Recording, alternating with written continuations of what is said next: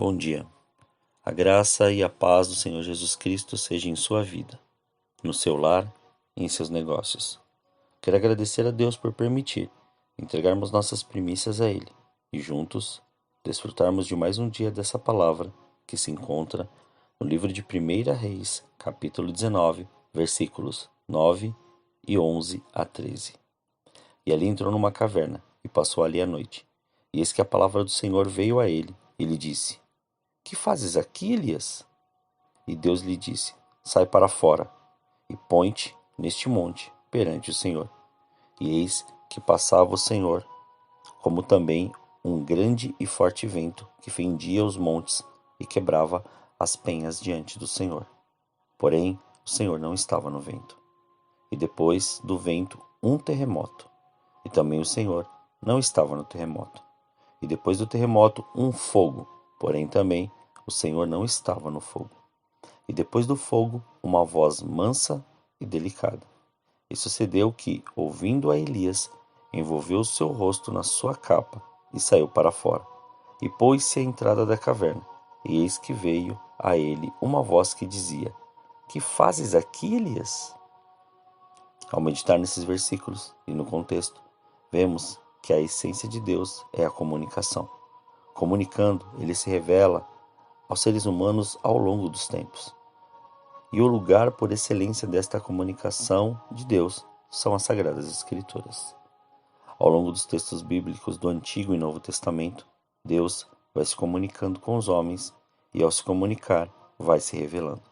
Revelar-se é tirar o véu, é dar-se a conhecer. O nosso conhecimento de Deus, porém, é imperfeito, e por isso a iniciativa de se mostrar aos seres humanos é dele. A cada passo da história humana, que é, ao mesmo tempo, história da salvação, os seres humanos foram conhecendo melhor e lhe dando certos atributos com características humanas. Isso ajudou os homens a se aproximarem de Deus. O primeiro passo de sua comunicação é a própria criação, pois o Espírito de Deus se comunica e do caos tira a ordem e a perfeição do universo. Deus se comunica, Deus fala e o faça-se acontece. Depois, graças aos patriarcas e profetas, ficamos conhecendo outros atributos de Deus. Ele é chamado de o Deus dos nossos pais, depois conhecido como Senhor dos Exércitos, o Deus dos vivos e dos mortos, e vários outros atributos. Dar um nome tem o sentido de apropriação e de proximidade, e os seres humanos vão percebendo que não estão sozinhos, mas tem um Deus junto de si, que se faz companheiro de caminhada e conversa com o povo.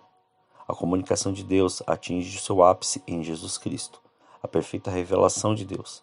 Ele é a palavra de Deus encarnada, a mesma palavra usada por Deus na criação. Ele é o faça-se de Deus. Observando o texto que lemos, sabemos que nossa comunicação não é perfeita. Para que ela seja completa, não pode haver nenhum tipo de ruído ou de obstáculo entre aqueles que são parte do processo de comunicação. E isso muitas vezes também acontece na comunicação com Deus, mas não por culpa dele. Nós criamos os obstáculos ou ruídos, e isso provoca a ruptura com a aliança proposta por Deus. Esses ruídos na comunicação podem ser chamados de pecado, sendo que a forma suprema de pecado é a infidelidade do ser humano para com Deus.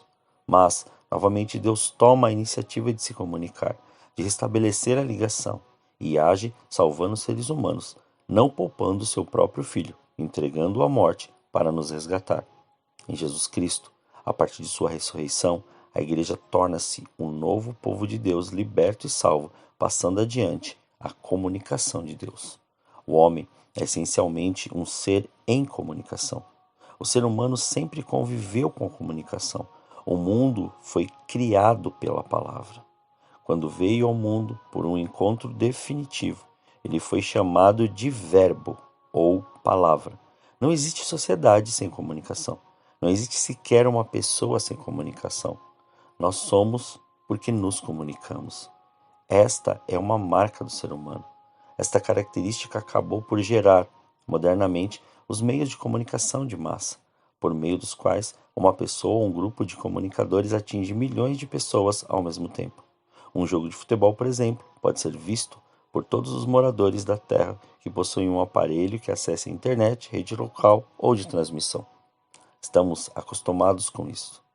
Possivelmente, todos os presentes aqui tenham um ou mais aparelhos em casa. O computador e o celular tornam-se essencialmente um meio de comunicação por meio do qual podemos conversar com pessoas que não conhecemos e não sabemos de onde moram. Há uma nova geração de pessoas no mundo que não dominam a cultura dos bits ou bytes no mundo digital. Não importa, mesmo que você não domine, ela faz parte da sua vida. Está no automóvel, no celular, no relógio, no televisor e até na inocente geladeira da cozinha.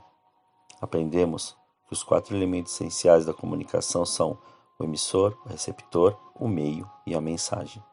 É a interação deles que constitui a comunicação. Os seres humanos estão sempre em busca de um receptor para lhe dizer algo através de algum canal.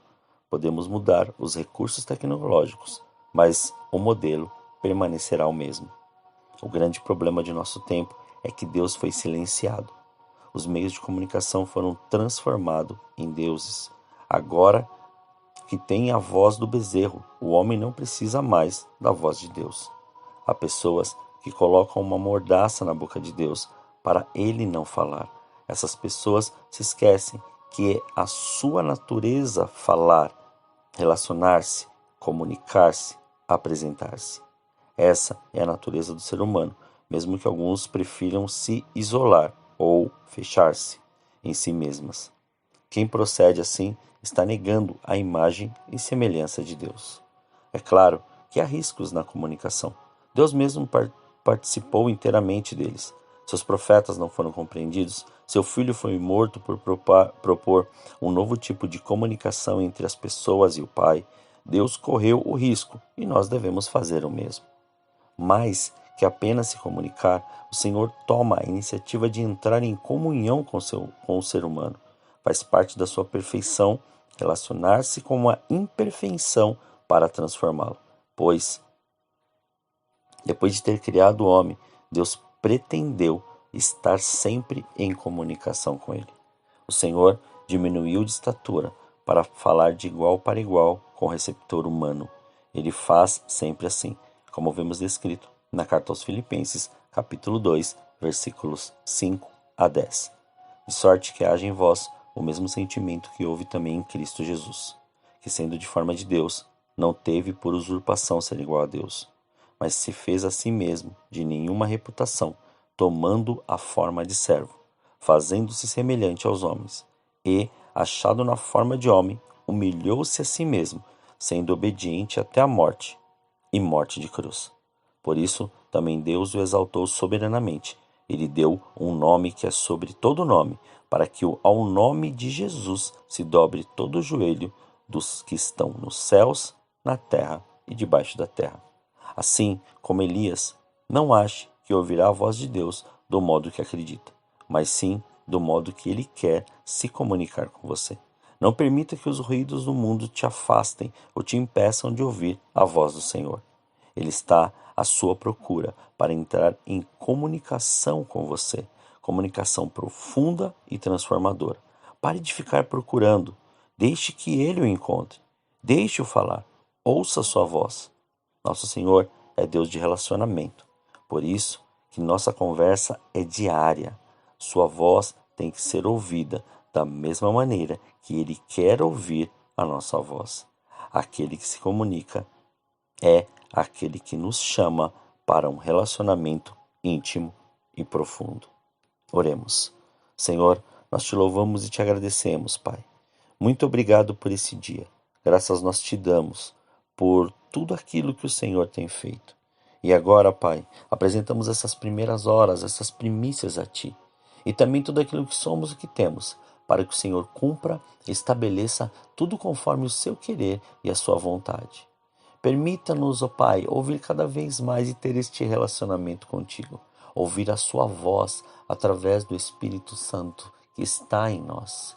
Termos, Pai, este relacionamento dia após dia e poder saber como proceder, como pensar, como falar, como agir.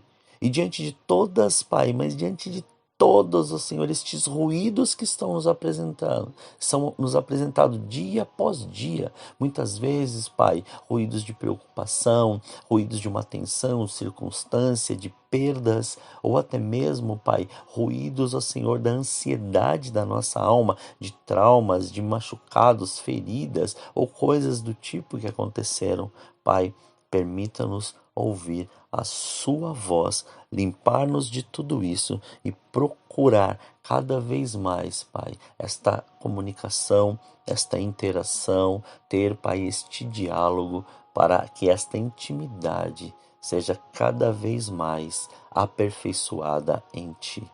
Muito obrigado, Senhor. Sabemos que tudo está diante do Seu controle e na Sua direção. Então, faça, Pai, com que o Seu querer seja manifesto e a Sua graça revelada em nós.